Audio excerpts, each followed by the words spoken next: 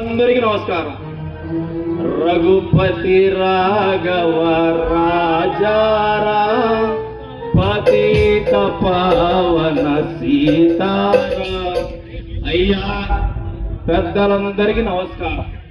అర్థమైంది, నాకంతా అర్థమైంది. అయ్యా రాజీవ్ గాంధీ గారు నా కళ్ళలో కనిపించి, నాయన మహేంద్ర, నా కుల్లాయి గుట్ట చిరిగిపోయింది, నా కళ్ళద్దాలు పగిలిపోయాయి అని కన్నీళ్లు పెట్టుకుంటూ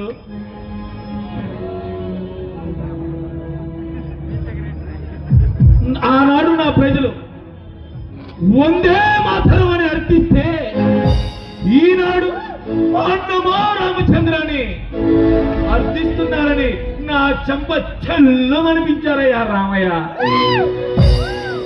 అప్పుడు మాటిచ్చా సెక్రటరీ, ఏమనయ్యో ఏమని మాటిచ్చానో తెలుసంటయ్యా? నా సొంత డబ్బులతో, నా కష్టార్జితంతో, ఏంటి నా కష్టార్జితంతో ఈ రోజు నుండి నేను చచ్చేంత వరకు పేదలందరికీ ఉచిత అన్నదానం చేస్తానని. అప్పుడు గాంధీ గారు నా చెంప నివిరారయ్యా. మీరు మహానుభావులయ్యా. జై మహేంద్ర ప్రభుజీ! జై మహేంద్ర ప్రభుజీ!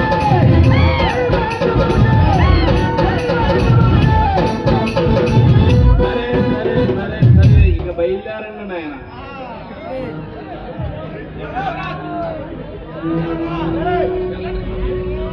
అరే పుష్ప దేవా, ఏంటన్నయ్యా, గాంధీ గారు నీ కళ్ళకు వచ్చారా? ఏంది ఆ గాంధీ తాత నీ చెంప నిమిరారా?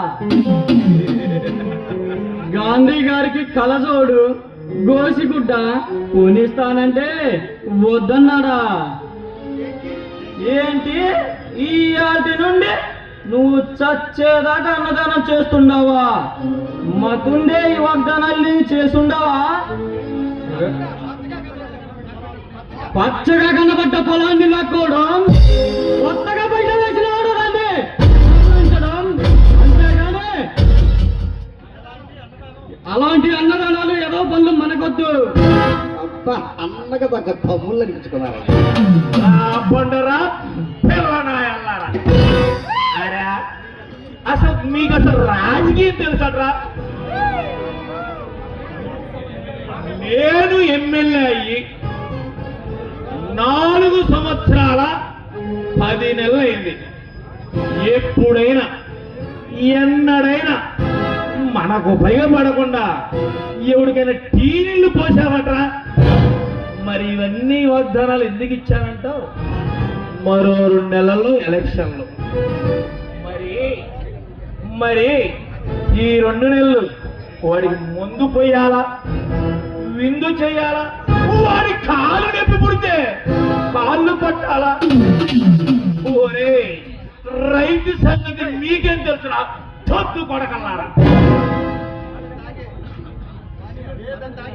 కానీ మనం తాగే సిగరెట్ ప్యాకెట్ మీద ధూమపానం హానికరం అని వేస్తాం. కానీ అదే దరిద్రాన్ని రైతులకు ఇదే పొగాకునారు రైతులకు సబ్సిడీలో తక్కువ ధరకే పొగాకునారు మనమే ఇస్తాం. ఎందుకు అంట? ఎందుకంటే మనకి పొగాకు పండించడం చేత కాదు కాబట్టి. కానీ దాన్ని సిగరెట్ గా మార్చడం మనకు తెలుసు. వాడు కష్టపడి పండించే పొగాకు 10 సంవత్సరాల క్రితం ధర 10 రూపాయలే, ఇప్పుడు 10 రూపాయలే. అదే 10 ఏళ్ల క్రితం 2 రూపాయల సిగరెట్ ఇప్పుడు 20 రూపాయలు. రైతు దేశానికి వెన్నెముక లాంటి వాడురా.